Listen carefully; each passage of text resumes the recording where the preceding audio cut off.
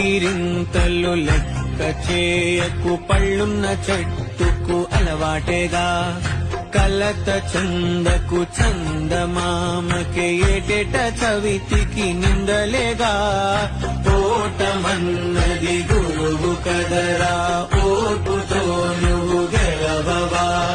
రేపుకే దిక్సూచి నిన్న రెక్కలే చుక్కానిరా.